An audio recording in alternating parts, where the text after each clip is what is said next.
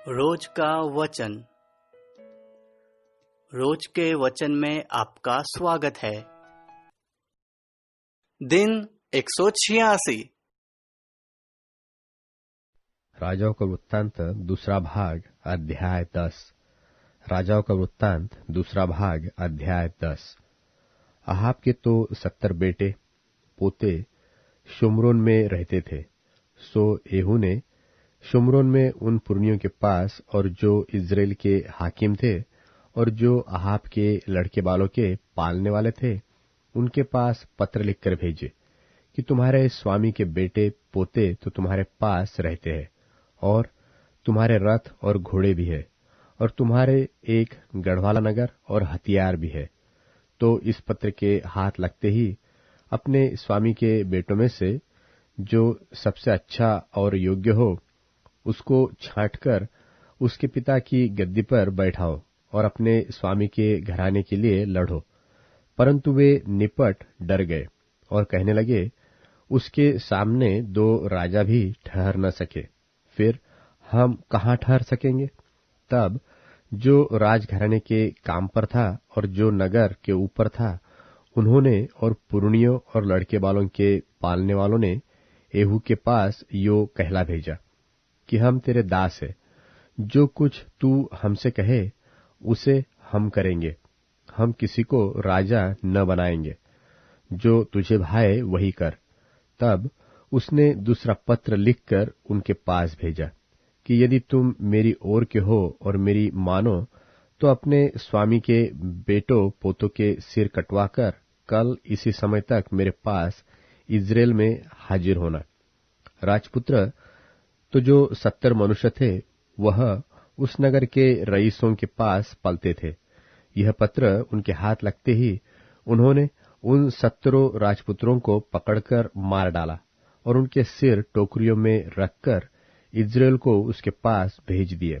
और एक दूत ने उसके पास जाकर बता दिया कि राजकुमारों के सिर आ गए हैं। तब उसने कहा, उन्हें फाटक में 2 ढेर करके बिहान तक रखो।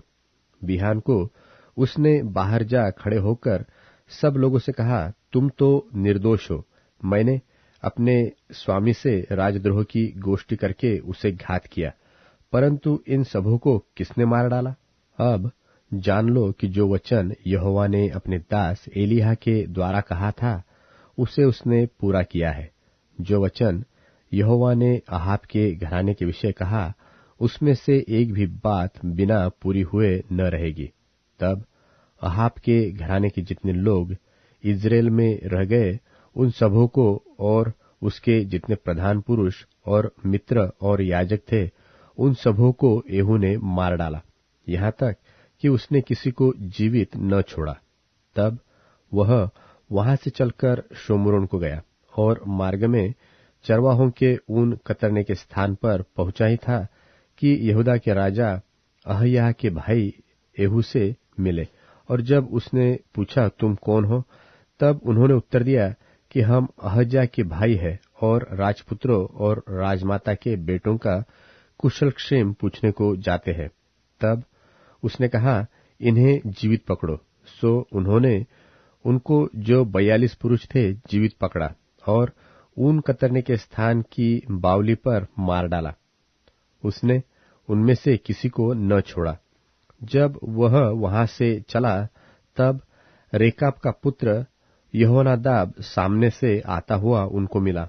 उसका कुशल उसने पूछकर कहा, मेरा मन तो तेरी ओर निष्कपट है, सो क्या मैं तेरा मन भी वैसा ही है। यहोनादाब ने कहा, हाँ ऐसा ही है। फिर उसने कहा, ऐसा न हो तो अपना हाथ मुझे दे। उसने उसका हाथ उसे दिया और यह कहकर उसे अपने पास रथ पर चढ़ाने लगा कि मेरे संग चल और देख कि मुझे यहोवा के निमित्त कैसी जलन रहती है। तब वह उसके रथ पर चढ़ा दिया। शुम्रोन को पहुंचकर उसने यहोवा के उस वचन के अनुसार जो उसने एलिय्याह से कहा था, अहाब के जितने शुम्रोन में बचे रहे उन सबों को मार के विनाश किया। तब येहू ने सब लोगों को इकट्ठा करके कहा, अहाब ने तो बाल की थोड़ी सी उपासना की थी, अब येहू उसकी उपासना बढ़ के करेगा। इसलिए अब बाल के सब नबियों, सब उपासकों और सब याजकों को मेरे पास बुला लाओ, उनमें से कोई भी न रह जाए, क्योंकि बाल के लिए मेरा एक बड़ा यज्ञ होने वाला है।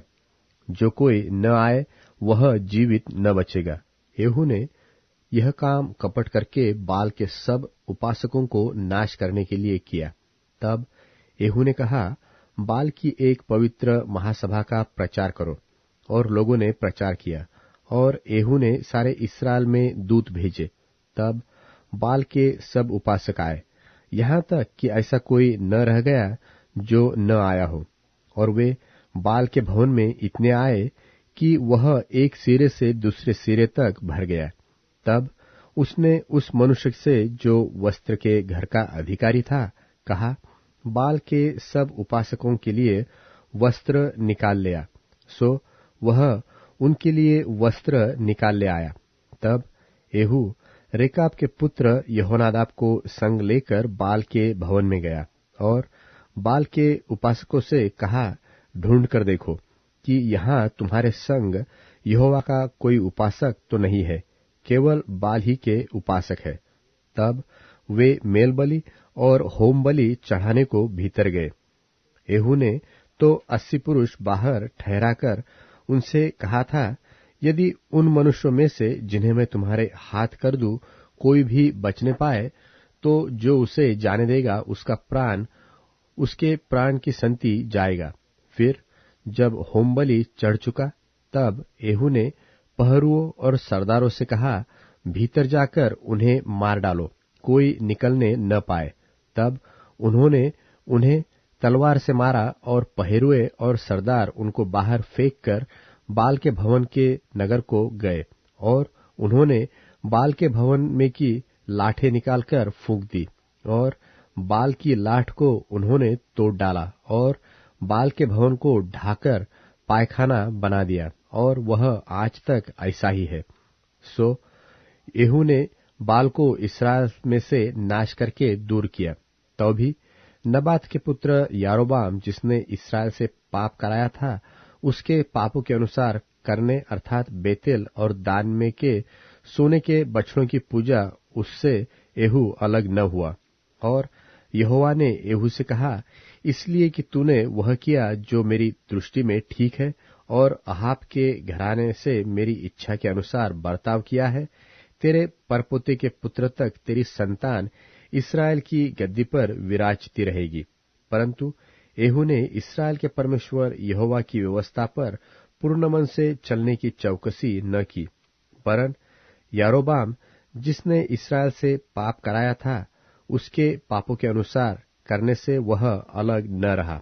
उन दिनों यहोवा इस्राएल को घटाने लगा, इसलिए हजाएल ने इस्राएल के उन सारे देशों में उनको मारा, यरदन से पूरब की ओर गिलाद का सारा देश और गादी और रुबेनी और मनश्शेई का देश, अर्थात अरोएर से लेकर जो अर्नोन की तराई के पास है, गिलाद और बाशान तक। येहू के और सब काम और जो कुछ उसने किया और उसकी पूर्ण वीरता, यह सब क्या इस्राएल के राजाओं के इतिहास की पुस्तक में नहीं लिखा है? निदान येहू अपने पुरखाओं के संग सो गया और शोम्रोन में उसको मिट्टी दी गई, और उसका पुत्र यहोआहाज उसके स्थान पर राजा बन गया। येहू के शोम्रोन में इस्राएल पर राज्य करने का समय तो 28 वर्ष का था।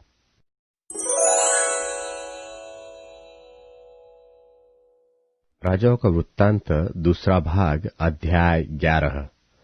राजाओं का वृत्तांत दूसरा भाग अध्याय 11। योआश का घात से बचकर राजा हो जाना। जब अहज्याह की माता अहल्या ने देखा कि मेरा पुत्र मर गया, तब उसने पूरे राजवंश को नाश कर डाला।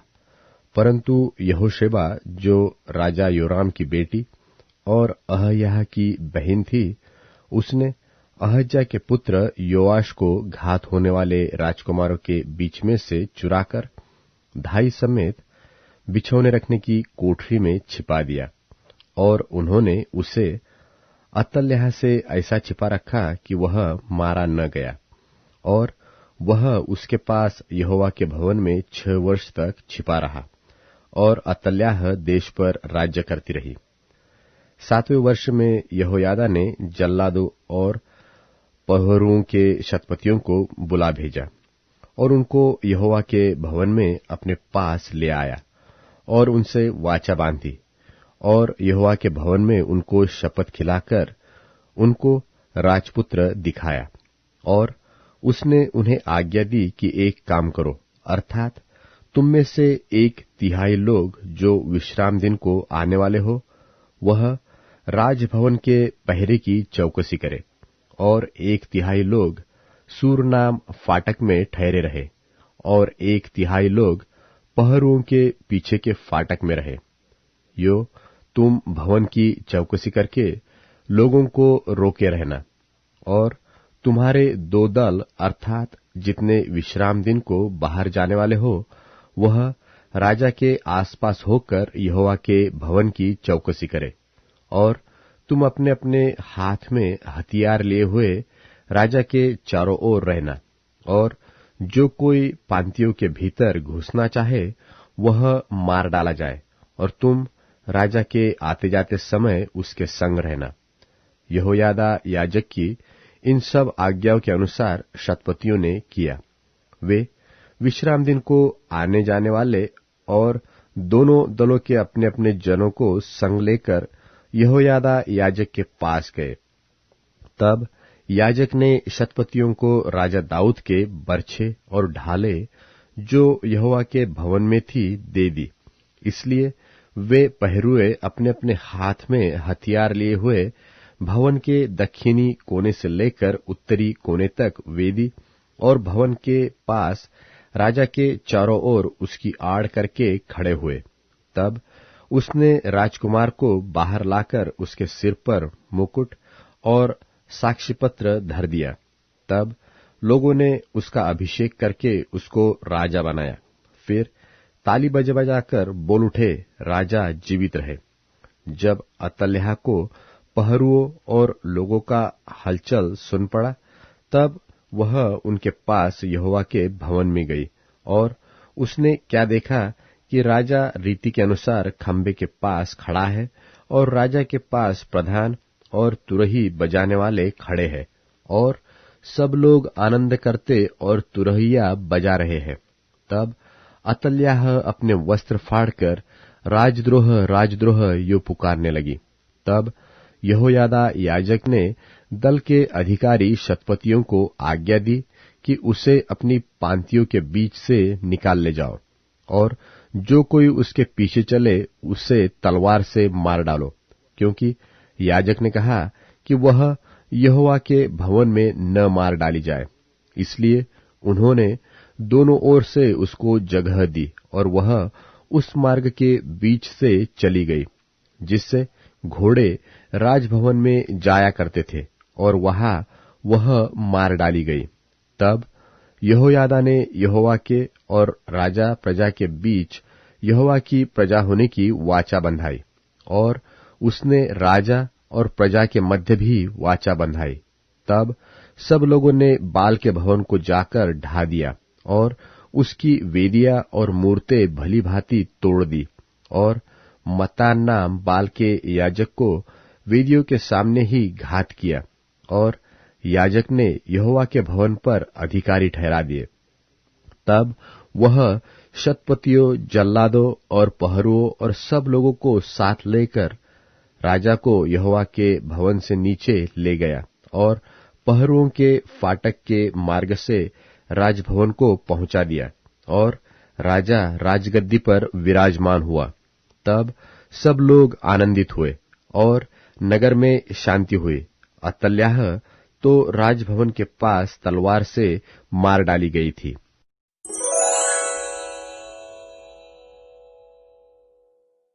प्रेरितों के काम अध्याय 24। 5 दिनों के बाद हनन्याह महापुरोहित कुछ अगुओं और एक वकील तिरतुल्लुस के साथ आया। इन लोगों ने गवर्नर के सामने पौलुस के ऊपर आरोप लगाए। जब पौलुस को सामने लाया गया तो तिरतुलुस उसके खिलाफ आरोप लगाते हुए गवर्नर से कहने लगा, महामहिम फेलिक्स, आपके कारण हम शांति से रह रहे हैं। आपकी अच्छी सूझबूझ की वजह से इस राष्ट्र के लिए सब तरह का अच्छा प्रबंध है। सभी जगह और सदैव हम लोग इस बात के लिए मन से आभारी हैं। आपका ज्यादा समय न लेने के वचन के साथ इतनी विनती करता हूं कि मेहरबानी से हमारी सुनने के लिए थोड़ा सा वक्त दें। हमने देखा है कि ये आदमी सारे संसार में यहूदियों के बीच बलवे को भड़का रहा है। ये एक उपद्रवी इंसान है और नासरियों के कुपंथ का नेता है। ये नासरी समुदाय का मुखिया भी। इसने प्रार्थना भवन को अशुद्ध करने की भी हिम्मत की है। हमने इसे पकड़ लिया है और नियम शास्त्र के मुताबिक इसका इंसाफ भी कर दिया होता, लेकिन कमांडर लाइसियस ने जबरदस्ती आकर उसे हमारे हाथों से छुड़ा लिया। उसने आरोपियों को यह आज्ञा दी कि वे आपसे मिलें। आप खुद उसकी जांच पड़ताल करके ये समझ सकते हैं कि हमारे आरोपों में कितना दम है। यहूदियों ने भी इन बातों को सुनकर हामी भरी। गवर्नर का इशारा पाते ही पौलुस ने यह जवाब दिया, क्योंकि मैं ये जानता हूँ कि बहुत सालों से आप इस देश के जज रहे हैं, इसलिए मैं खुद अपनी सफाई खुशी से देता हूँ। आप ये जान सकते हैं कि अभी 12 दिन भी नहीं हुए जब मैं आराधना करने यरूशलेम को गया था। वहाँ न तो आराधनालय में और न ही शहर में उन्होंने मुझे किसी के साथ बहस करते या बलवा शुरू करते देखा। न ही वे उन बातों का सबूत दे सकते हैं जिसके बारे में वे मुझे गुनहगार ठहराने की कोशिश कर रहे हैं। लेकिन मैं यह दावे के साथ कहता हूँ कि जिस मत को कुपंथ का नाम दिया जा रहा है, मैं उसी की रीति पर नियम शास्त्र और भविष्यवक्ताओं की किताबों की ही बातों को मानता और अपने बाप दादों के परमेश्वर की उपासना करता हूँ। मुझे परमेश्वर से जो आशा है उसे वे भी मानते हैं, वो यह कि मरे हुए जी उठेंगे, चाहे वे धर्मी हो या अधर्मी। मैं परमेश्वर और मनुष्य की तरफ एक शुद्ध विवेक रखने का कष्ट भी उठाता हूँ। बहुत सालों के बाद गरीबों के लिए दान और भेंट लाने के लिए मैं अपने देश में आया था। उसी समय अगर उनके पास मेरे खिलाफ कोई बात थी तो उन्हें आज यहाँ अपनी बात आपके सामने रखनी चाहिए थी। या फिर जो यहाँ पर हैं, वे बताएं कि जब मैं सभा के सामने खड़ा किया गया था तब उन्होंने मुझ में क्या खोट पाया था। हाँ, सिर्फ एक बात हो सकती है जो मैंने चिल्लाकर कही थी, वो थी मरे हुओं के जी उठने पर मेरा विश्वास। शायद इसी के लिए आज मेरा न्याय हो रहा है। जब फेलिक्स ने सभी बातों का सही सही खुलासा सुना तो सभा ये कहते हुए टाल दी कि जब लाइसियस कमांडर यहाँ हाजिर होगा तब मैं अच्छी तरह से इस मसले पर सही सही बयान दे सकूंगा। उसने एक सूबेदार को यह हुक्म दिया कि पौलुस को हिरासत में तो रखें, लेकिन कुछ आजादी भी दें। साथ ही यह भी कि उसके दोस्तों को उसकी सेवा करने या भेंट देने से रोका न जाए। कुछ दिनों के बाद फिलिक्स अपनी यहूदी पत्नी ड्रिसिल्ला के साथ आया। उसने पौलुस को बुलवाकर यीशु पर उसके विश्वास के बारे में सुना। पौलुस ने धर्मी ठहराए जाने, आत्म संयम और आने वाले न्याय के बारे में उसे बताया। डरते और कांपते हुए फिलिक्स ने जवाब में कहा, अभी तुम वापस चले जाओ, जब मेरे पास समय होगा तब मैं तुम्हें बुलवाऊंगा। वह पौलुस को छोड़ने के बदले में उससे कुछ धन की अपेक्षा भी कर रहा था, इसलिए वह उसे बार बार बुलाकर उससे बातचीत किया करता था। 2 साल के बाद पुरखियुस फेस्तुस फिलिक्स की जगह पर नियुक्त किया गया। फिलिक्स यहूदियों को खुश करना चाहता था, इसलिए पौलुस को जेल में ही रहने दिया।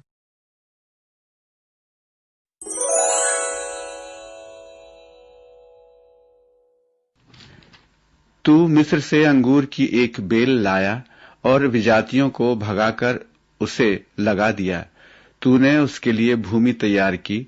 बेल ने जड़ पकड़ ली और देश भर में फैल गई।